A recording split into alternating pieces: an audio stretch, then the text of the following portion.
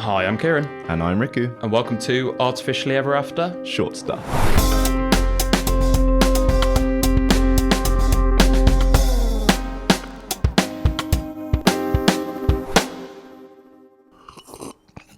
So Kieren, do you want to tell us what just happened?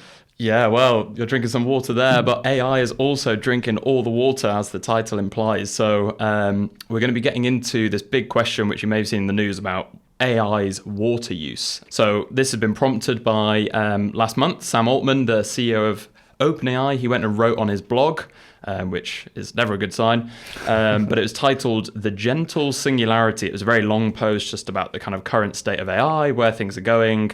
But within there, he made some mentions of the energy use of ChatGPT, which has been this big question that people have been trying to figure out.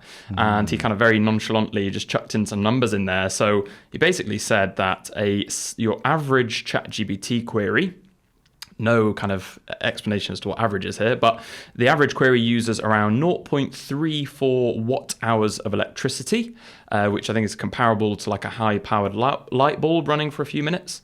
But also, again, what we're going to be focusing on is that it used roughly 1/15 of a teaspoon of water per prompt. Wow. Which doesn't seem like a lot. You might be thinking it doesn't sound like it's drinking all the water. Yeah, I put much more milk in my tea. Yeah, exactly. But remember, just early this year, when OpenAI released their new image generator model, Sam Altman posted on X that our GPUs are melting, which sounds pretty hot, and it sounds like they could have done with some water there. So we're going to dig a little bit into these numbers and kind of look a bit more into why we're talking about water at all and you know what's going on here. So alongside this blog post, we saw some research papers being published and used and cited in news articles, which also tried to crunch the numbers to look at when you kind of scale this up to the size of the company and how many queries they're getting in total, how much water does this actually equate to?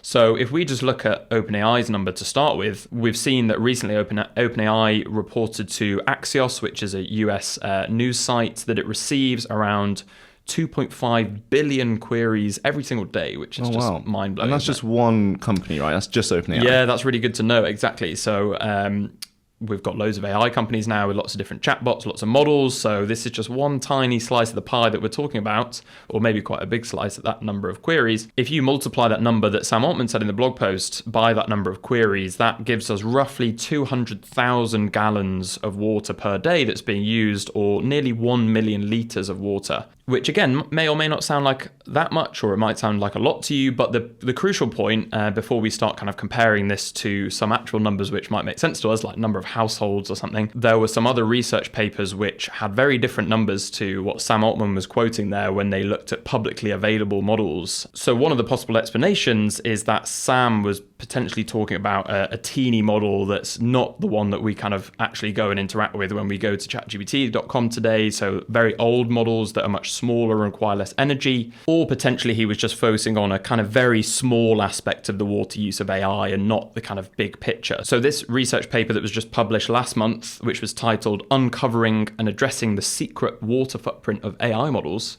it found that 10 to 50 quote, medium-sized queries, which they defined as roughly a 100-word email, being asked to GPT-3 equated to approximately 500 milliliters of water that was evaporated into the atmosphere, which is a lot more than that 1/15 of a teaspoon per query.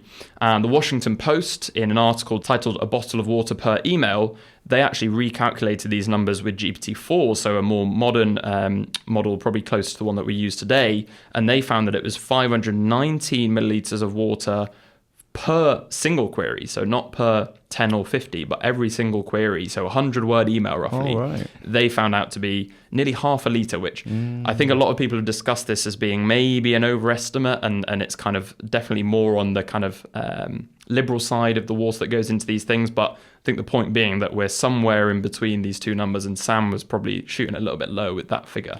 Yeah, I mean, that value for 500 milliliters for 10 to 50 medium-sized queries kind of just about fits with the scale up in size of the model. So yeah, GPT-4 was a lot bigger, about 10 times bigger, and it seems to use about, or at least 10 times more water. That's a really good point to know. But before we go any further, do you want to tell us a little bit about why we talk about water anyway with AI? Like, it's, you know, it's Yeah, computer systems, no? Yeah, why is it so thirsty? And I thought water breaks robots. So Yeah, exactly. It's very weird, isn't it?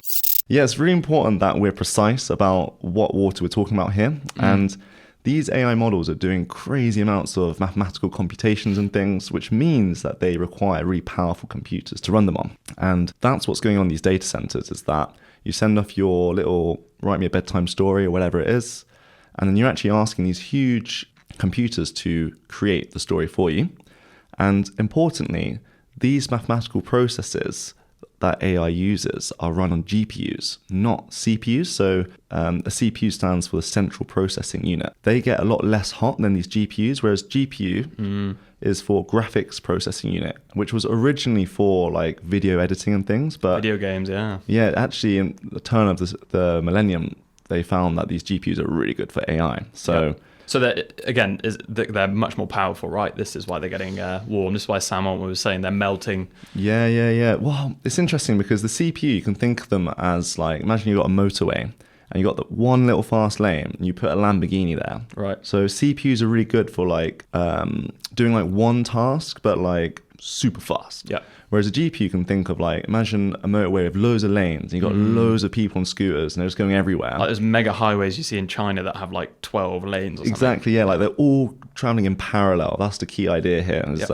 GPUs do a lot of processes at the same time. So you can understand why the GPU gets way hotter.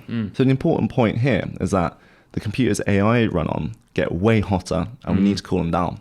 And unlike before, where you could just use air and just a fan that just blows on it, you actually need to get these sophisticated, liquid coolant systems. And this is where the water comes in. Right. So, and that's because is that because they have a higher thermal capacity, so they can like take more heat out of it than air? Exactly. Yeah. If you jump in a pool, you get kind of cold, whereas if you stand outside, it's kind of fine, isn't it? So yeah, it's the same intuition there. And the water's actually, it needs to be clean water because you're putting it through these pipes that cool the computers down. And not only do these data centers need water, they need clean drinking water. Yeah. That's not good. I know, it's not good, is it? Because you have all this water going through these pipes that are near electricity, and you don't want the build-up of like salt and things from salt water. So you might ask, I'll just go to the sea. Well, if only if it was that simple. So corroding all the cooling mechanisms and things. Exactly, yeah. So it's using our drinking water. And just to put this into perspective of the local footprint of these data centers, a typical 100 megawatt data center consumes about 2 million litres of water a day. Wow, that sounds like a lot. So just, for perspective, that's 6,500 US homes. Wow. But kind of concerningly, OpenAI are building a 5 gigawatt facility. So that's 50 times the size. And a 5 gigawatt facility can power the entirety of London, which is a bit crazy. That is crazy. Or 4.5 million toasters. So okay. Depends which. I love you did the maths on that. Which comparison you prefer, yeah. See, I guess, Altman's numbers don't really seem to add up there, do they? They don't, because, if you do 2.5 billion prompts a day times this 0.3 milliliters that he quotes, it's about 750,000 liters of water a day. Right. So, an Olympic pool every 2 days, Whereas the International Energy Agency actually quote, if we go backwards a bit and use some reported numbers, OpenAI's facility uses about 500 megawatts of power, and in a day that actually equates to about 10 million litres of water a day. So if you divide that by the 2.5 billion prompts, you get 4 milliliters of water for every prompt. So that's actually more than 10 times the figure Sam Altman says. Which may not seem a lot between the difference of like 0.3 milliliters and 4, but then it's when you're scaling that to the order of 2.5 billion. Yeah, exactly. It obviously makes a big difference. Over 10 times. Over 10 times is a very, very big discrepancy. So again, all of these figures, maybe a bit wishy-washy. Like we don't know. It's very hard to exactly work out the amount of water per query. So I think the more important thing to focus on are these figures that the IEA use, for example, which is overall one of these data centers, how much water and how much energy is that using? And the main issue is that we're seeing more and more of these data centers being commissioned and being built by all these tech companies to keep up with the demands of AI. So the IEA, they also expect this number to double in just 4 years, which would take the global amount of water that data centers consume from the current number of 560 billion litres per year, which is mental already. And that will go over 1,200 billion litres per year by 2030 of water that's being evaporated into the atmosphere. Cool. So Really huge numbers here. But what we want to quickly focus on now is the fact that the real problem is actually in the local impact and effect of these data centers rather than these global numbers that we were just working out then.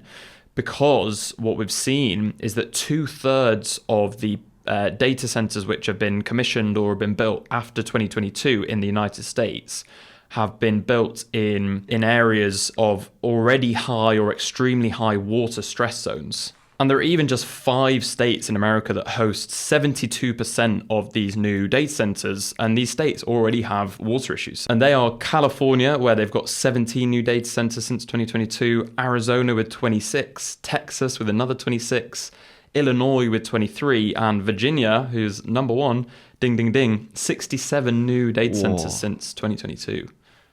That's crazy. Like, to multiply those numbers we were talking about earlier. By, yeah, in the tens. And fun fact, we don't have to include this, but do you know why Virginia's so hot? Hot? No, surely it'd be cold. What? I don't know. No, it's because it's where the internet was, it's the origin of the internet. So, like, does that mean it's the fastest? It's where DARPA was, so it's the fastest there, yeah. So, Really? like, all the data centers basically in the world are in Virginia because it's like where that is a really cool fact. All the infrastructure for the internet was built. Well, that actually really does relate to our upcoming point, isn't it? Okay, give me a sec. Yeah, I was just Nearly there. And the scary thing is that we're seeing this pattern throughout the rest of the world as well. So not just in the States. So we've seen with other big tech companies that they're issuing data centers in countries like China, India, Saudi Arabia, and the UAE, who all these countries want to get on this kind of AI train, and they're offering up their land to build these data centers.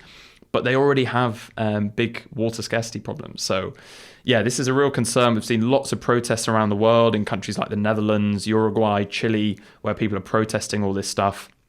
And even here in the UK, there was a news article recently, which was that Anglian Water, they just raised a very strong objection to the planning application of the UK's biggest new AI data centre in North Lincolnshire, saying that there wouldn't be enough water to actually facilitate the centre. Right. So it's not just happening in these hot countries, but even in the UK, we're seeing the same problems, right? Exactly. And just give an intuition here. I mean, it does sound really weird to put all these data centers in water-stressed areas. If it wasn't bad enough that the humans are drinking the water, it doesn't sound like you need the AI data center to drink more. But the intuition here is that the water cost and scarcity is probably one of the later considerations when it comes to the money and the economics of building these things. Like, more importantly is the price of energy in that region that normally trumps the problems the cost due to a water scarce area. Yeah. So water's cheaper compared to the other resources needed, like land as well. Yeah, and like you said on the fun facts, the fact that the internet's faster, you can imagine you get way more throughput, you get more customers, and that will just outweigh the costs of the water. Yeah. So, Kieren, what do we do about this? What's the solution? Yeah, so it's a very scary picture. There are a lot of people, kind of raising this stuff now and being concerned about water, specifically in the water use of the AI industry. Most of these big tech companies have addressed it. They've, quote, addressed it. They've basically pledged to be water neutral by 2030 without giving too much of a plan as to how they'll get there and whether it's realistic or not.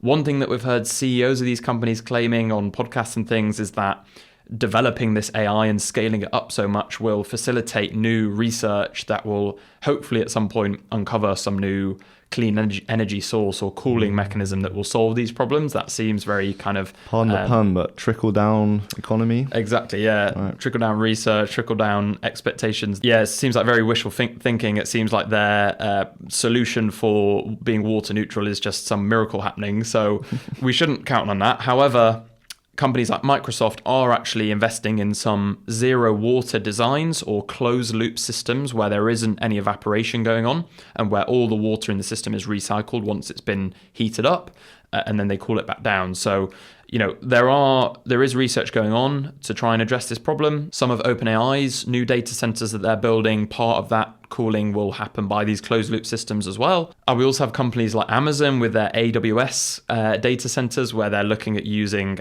treated sewage as the cooling mechanism. So all these different ideas, but none of them actually being implemented yet. And one last thing, which I thought was a cool point to note, is that people had even researched not cooling the water down at all, but then using it to actually heat homes if we have data centers in kind of cool parts of the world. So I thought that was pretty cool. That is pretty cool. But yeah, this is, again, all stuff that's just in the research phase. And for now, we still need to evaporate a lot of water to cool AI. So in the meantime, Riku, do you want to tell us about what we can do to try and help with this problem? Yeah, we have come up with a 3-step decision plan for like how to use AI in everyday use if you're concerned about water consumption. An AEA classic. An AEA classic, yeah, because I think relying on these big tech companies to do what's right for the environment or even ethically could be wishful thinking. So yeah, the first thing is quite a simple one. It's like a social value test. Like you can, before you do send your prompt off, you can just ask yourself, is this genuinely valuable to you, your community, or are you just trying to kill time? Like I think maybe if you're just waiting for someone for a bus and you're just like sending off, like, oh, tell me a silly story, you're probably better off doom scrolling on Instagram for a little bit. I guess having this consciousness of the energy and water use in the background now will change things, hopefully. Yeah, exactly. Yeah. Another one is the like right tool test. So I think given how capable these AI models are, it's really easy to just default to, oh, ask ChatGPT, or whatever you're doing, shopping list, I'll just ask ChatGPT. But, you can actually do a lot of tasks using traditional means, just use your brain. You can avoid a lot of water usage that way. So yeah, ask yourself, do I need a giant cloud model for this? And lastly, you can ask fewer and better questions. So this is where you can maybe go to an AI literacy workshop or something where you can learn to prompt engineer. So this is where you ask better questions to the chatbot such that it replies to you in a way that you don't need to keep saying like, oh, explain this more. Right, like, yeah. Maybe in the first question, you could have got it to explain something to you really clearly. Trying to be more efficient with your communication with it, yeah. Yeah, exactly. So nice. And yeah, just to that second point about making sure you're choosing the right tool, we actually, with Artificially Ever After, have a physical exhibit on currently at a science venue here in Bristol, which if you're Bristol based or in the southwest of England, you can go and check out, where we have this interactive exhibit. Island Explorer. Where you kind of imagine you're on some desert island and you're trying to find clues and information to help you get off the island. And you have this computer system that can choose from 4 different information sources like search, an ebook, or a large or a small language model, and it's trying to build intuition about the water use for each of them, and you have to use kind of water bottles to cool the system. So yeah, we wanted to try and convey this for kids and try and build an intuition there at a younger age, because we think it's really important that children, as well as they're grown up in a world with these tools being kind of freely available, that they're not using them for absolutely everything. So yeah, you can check out our blog to read more about that on our website, artificiallyeverafter.com. Cool, so let's wrap up. I mean, we covered literally just the tip of the iceberg here. When you actually look into how much energy and water these AI models use and also other technologies, it is just an absolute rabbit hole. So yeah, and the picture's very complex, isn't it? Like all the different places where energy is being consumed and exactly. stuff. So yeah, we'll definitely be coming back to this in a long form episode. But for now, thank you so much for listening, and we'll catch you next time.